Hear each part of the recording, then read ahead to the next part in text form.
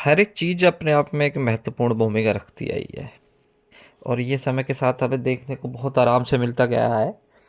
और जितना भी कभी कभी एक तरीके से देखा जाए रहा है या कहा जाए कि क्या नाम है, जो भी चीज़ विलुप्त होने की कगार पे आई है तब जाकर हमें उसकी कहीं ना कहीं भूमिका या अहमियत समझ में आई है।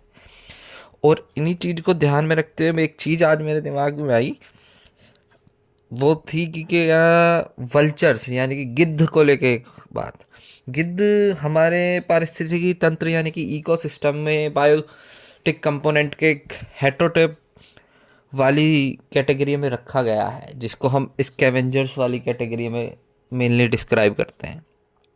देखा जाए तो वल्चर गिद्ध यानी कि एक पक्षी है जो मतलब डेड बॉडीज को खाता है, लेकिन उसकी एक अगर पारिस्थितिकी तंत्र में भूमिका देखी जाए तो आप समझ सकते हैं कि क्या नाम है, ये कितनी बड़ी भूमिका निभाता है।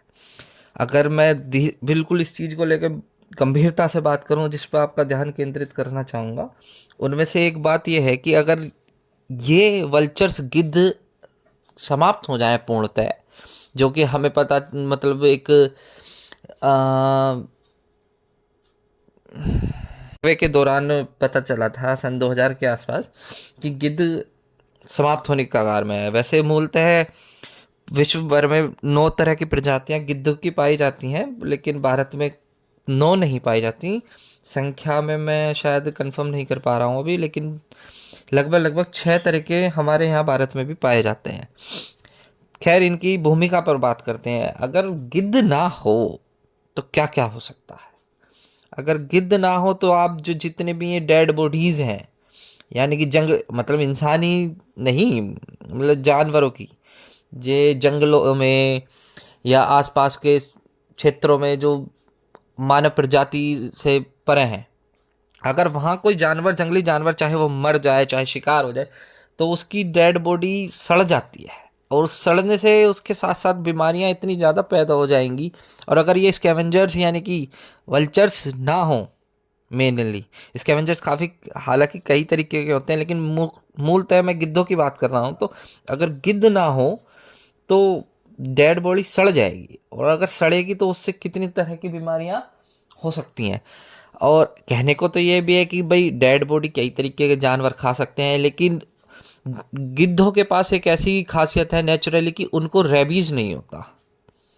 अब जैसे जंग कुत्ते हैं, इनको रेबीज बहुत आसानी से हो जाता है। और ये गिद्धों के अंदर एक नेचुरली फिनोमेना है कि जब वो किसी डेड बॉडी को खाते हैं तो वो अपने पंख ऊपर कर लेते हैं नेचुरली। उससे होता है ये है कि मतलब उनकी जो मरी हुई सड़ रही डेड बॉडी है उससे बैक्टीरिया या बीमारी लगने के चांसेस कम हो जाते हैं। हालांकि ये नेचुरली एंटी रेबीज भी होते हैं। तो अगर वल्चर ना रहें तो फिर डेड बॉडीज के थ्रू बीमारियां बढ़ना आम बात है। एक और मेन बात यह है कि हम आजकल इतने सारे कंजर्वेशन के प्रोग्राम चला रहे हैं, उनमें से एक नेशनल पार्क बहुत बड़ी चीज़ है अपने आप। और नेशनल पार्क को अगर आप ध्यान में रखो तो उनका कई सिक्योरिटी या उनकी देख रेख करना एक अपने आप में बहुत बड़ा काम है, और मैनुअली तौर पे तो इस चीज़ को संभव कर पाना बहुत मुश्किल है। प्रकृति ही प्रकृति की सहायता करती है, ऐसा मुझे लगता है। उनमें से अगर नेशनल पार्क की बात करना जाए कि नेशनल पार्क में वल्चर्स की क्या भूमिका हो सकती है। वल्चर्स, जैसे कहीं कोई जंगली जानवर मर गया, हालांकि नेशनल पार्क बहुत बड़े बड़े एरिया में फैले हुए होते हैं, तो उनमें से अगर वल्चर मर जाए, मतलब नेशनल पार्क में कोई जानवर मर जाए और वल्चर ना हो, तो डेड बॉडी सड़ती रहेगी वहाँ।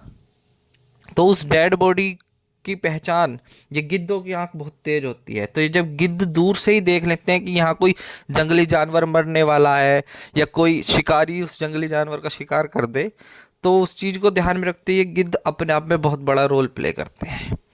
अब उसके कहीं बाद अगर आ जाए, जैसे जंगली जानवर है, कोई मर गया है, कुछ बात हो गई है, तो डेड बॉडी सड़ती रहेगी, तो उससे ये जंगली जानवर जैसे कुत्ते हो गए, इनकी प्रजातियों में वृद्धि होगी। वो इस प्रकार वृद्धि होगी कि भाई जितने भी जंगली जानवर हैं, कुत्ते हैं, इनको खाने के लिए एक अच्छी संख्या में भोजन मिल जाएगा, और जो कि भोजन बीमारी युक्त भी हो सकता है। भाई कोई जानवर अगर आकस्मिक मृत्यु के किसी बीमारी के चलते मरा है तो उसके अंदर बीमारियों की तो संख्या काफ़ी ज़्यादा होगी।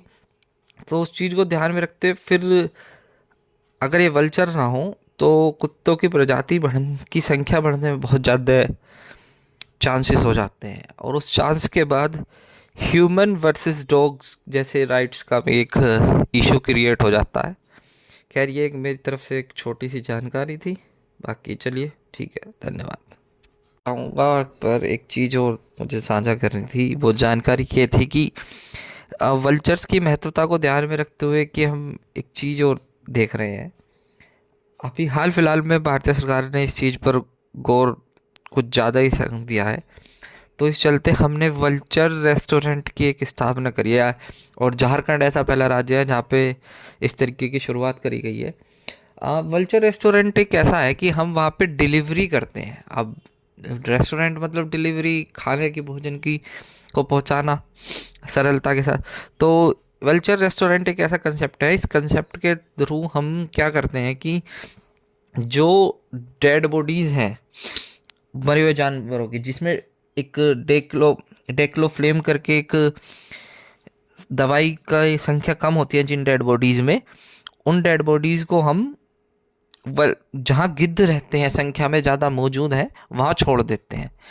और ये डेक्लोफ्लेम एक ऐसी दवाई है जिसके चलते गिद्धों की गर्दन पे गांठ हो जाती है और किडनी फेल हो जाती है, जिसके चलते ये गिद्ध विलुप्त होने की कगार पे है। उसी चीज़ को हमने ध्यान में रखते हुए ये चीज़ वल्चर रेस्टोरेंट जैसे कंसेप्ट का इजाद करा है, और भिन्न भिन्न प्रकार के नए हम स्कीम्स ला रहे हैं जिससे इनका संरक्षण करा जाए।